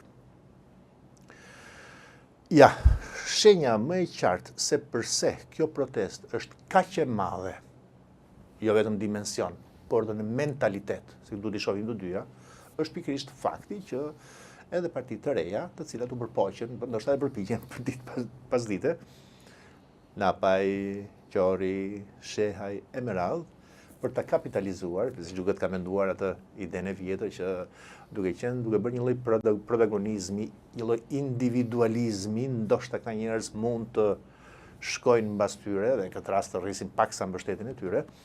Kjo është shenjë që tregon që ndjesia e brendshme, mendësia, mentaliteti i asaj bashkësie të madhe e njerëzish është vërtet serioze. Nuk janë aty thjesht dhe vetëm për të bërë një lloj ekuilibrim forcash partijake siç janë aktualet, por kërkojnë shumë më tepër se kaq. Kërkojnë realisht atë që e thonë, për një sistem të ri politik. Dhe kur them për një sistem të ri politik, për rregulla të reja kushtetuese dhe për një spektër të ri partijak, jashtë PS-s, jashtë PD-s minimalisht, me një identitet të ri. Fakti është që ka ndodhur në ca raste që këtë pasur edhe akte refuzuese edhe për personazhet që juve thatë, uroj që të mos ketë të tilla. Pse? As për dashamirësi dhe as se nuk e kam në fakt për asnjërin prej të treve, por për sa kohë që kjo do duhet jetë një lëvizje, jo protestash, një lëvizje. Do duhet që edhe mjetet dhe instrumentat të mos i ketë si e vjetra Rama Berisha. Mos ketë përjashtime. E kam thënë unë disa herë. Të mos ketë përjashtime. Duhet një si vendrysh. Militantizëm e gjejmë të PS-së të PD-ja. E gjen atje me bollëk dhe kanë dalë pikërisht kësaj mënyre të vepruarit menduarit. Dhuna, përjashtimi, sharja, fyerja, bullizmi, ja. Shqipëria e re që pretendoj, unë imagjinoj që të jetë ndryshe dhe do duhet duket pikërisht në mënyrën se si veprojnë aty. Po, thënë kjo, do duhet pranuar dhe gjëja tjetër. Dhe këtu do duhet të jap një lloj zgjidhje sipas opinionit tim. Unë nuk jam që aty do dalë një parti politike, se nuk e krijon dot. Ndjes që jam kaq i qartë për faktin që përbërja e atij grupimi njerëzish të madh atyre rrymash është e tillë që nuk mund të bashkëjetoj pafundësisht si në një familje të madhe partijake. Ja. Aty pranojmë që ka, ju thash, të majt. Po, ka rrymat. Ka të djathtë. Janë të djathtë, të majt. Ka centrist, ka ekologjist, ka të pangazhuar. Ajo se çfarë mund të bëj, ai shesh, ajo lëvizje është që të shndrohet në një lloj ombrele. Një lloj ombrele që të thithë të mbaj bashk këtë konglomerat rrymash dhe lëvizjesh dhe së paku të prezantohet në zgjedhjet atëherë kur të jenë, të parakoshë qoshin apo edhe të rregullta. Shikoni, ta mbyll këtu se ndoshta u zjata. Lidhur me partitë e reja, kemi parë një fenomen të paktën në vitin e kaluar, nuk arrin të bëjnë bashkë. Dhe për shkak që nuk arritën të bëjnë bashkë. Madje më shumë se kaq, u luftuan njëri tjetrin. Filluan të luftonin.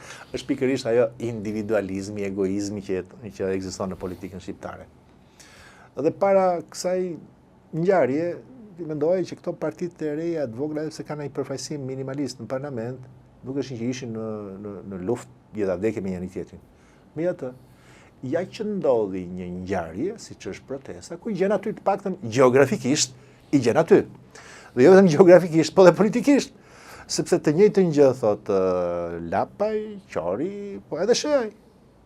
Të ikin të dy. Shqipëria e re, 2 mandate jo më shumë për kryeministër, ndryshime kushtetuese që të bëjnë barazim para ligjit, apo dhe ndryshime ligjore. Pra, paska një pjesë që i bëka bashk edhe këta, po mund të bëj bashk, bëm bashk sigurisht edhe të tjera formacione, rryma, organizma, të cilat mund të duan që të paktën për të rrëzuar të vjetrën, të ju thash dhe njerë, e vjetra rrëzohet me vot, nuk ka zgjidhje tjetër, të prezantohet si një front, beslidhje, nuk e di të gjej një fjalë tjetër, aleancë, se di, mund të vendosin çfarë do lloj emri të re të Shqipërisë së re, që të paktën në zgjedhjet që do vinë, qofshin lokale apo mbi ato politike, ti mund me vot, i ka mundur me retorik, i ka mundur me pjesëmarrje, i ka mundur me emancipim politik, i ka mundur me jehon ndërkombëtare dhe me mbështetje ndërkombëtare, duhet ti mund edhe me vot. Kjo është për mua synimi, kjo është një proces është metamorfoz, nuk duhet nxituar, por ama synimi duhet të jetë i qartë. Kam një pyetje të fundit. Ndërkombëtarët, Po, kur mund të ndërhyjnë dhe si e shikon PSMPD-n? Është ky kapitulli i fundit i këtij modeli drejtimi apo mund të mbijetojnë edhe pas kësaj por deri më të dobët? si model drejtimi kam përshtypjen që është i fundit. Pra modeli njëshit, modeli forcës, modeli mungesës demokracisë në parti politike që pasandaj edhe transferohet tek qeverisja respektive. Dhe më sa duket, ky model e ka marrë vlerësimin e vet të paktën nga kjo ngjarje. Kjo ngjarje, kjo protest, kjo lëvizje e ka sjell një gjë të madhe. Nuk ka më. Do të detyrohen, për aq sa që mund detyrohen, dhe aq sa që mund të kenë aftësi, qoftë këto partitë e vjetra, që në një farë mënyrë edhe të retushohen edhe të reformohen, nëse do t'i arrijnë, nëse do të arrijnë ta kuptojnë me thënë drejtën. Ky model për mua ka rënë. Tashmë ndërkombëtarët, sigurisht ndërkombëtarët duhet të pranojmë që ata janë një lojtar i fortë me të drejtë në arenën shqiptare, për shumë e shumë arsye. Dhe kjo nuk s'duhet të na kompleksojnë, me thënë drejtën. Sa mirë që janë. Po sigurisht ata do të flasin, unë besoj që do të flasin, po e vëzhgojnë se s'ka se si të mos e vëzhgojnë, qoftë edhe për efektin mediatik që ka bërë në vendet e tyre. Ata nuk mund të jenë më tashmë të prirur drejt asaj që e kemi thënë, stabiliteti më shumë se sa demokraci, tashmë nuk ka rënë edhe kjo, por do të shohin atëherë kur të shohin seriozitet në këtë fazë tjetër të pjekjes së lëvizjes, të shëndrimit gradual të matur nga një fenomen social dhe politik siç është tani, në një identitet të ri politik që prezantohet nesër pas nesër në zgjedhje. Kur të ndodh ky moment, atëherë sigurt jo që do flasin, por që do ta mbështesin, se sigurisht do duan që të kenë partnerin e ri të qeverisjes së ardhshme. Prandaj them që ky është një nga momentet më të rëndësishme, është një nga kalimet delikate, absolutisht po, por unë kam besim që me kalimin e kohës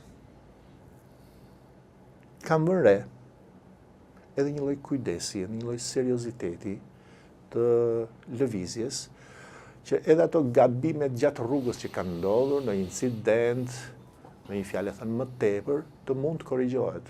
E kjo është një aftësi vërtet për t'u përshëndetur atyre që janë, nuk e di, organizator, forcë apo jo.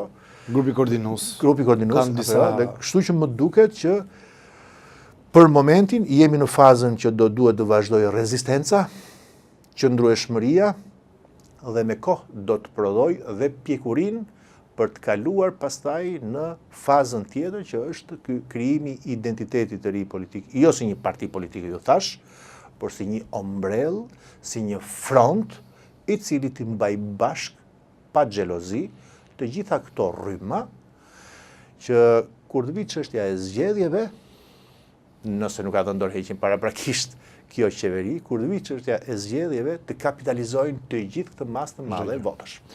Mirë, në fund të kësaj bisede, Albej, faleminderit. Falenderoj shumë. Kisha besoj do ta diskutojmë edhe në vijim, po të shkojmë dinamika gjithmonë. Faleminderit shumë, kënaqësi. Ndërkohë me këtë intervistë edhe në fundet të episodit të sotëm, do të takojmë në episode të radhës. Mos harroni si gjithmonë të bëni subscribe, jepni edhe komentet tuaja, do t'i shkojmë me vëmendje ato. Dhe atëherë ju uroj gjithëve një javë sa më të mbar, pasi jemi në fillim të saj dhe shpresoj sa më mbarësi dhe sa më të mira.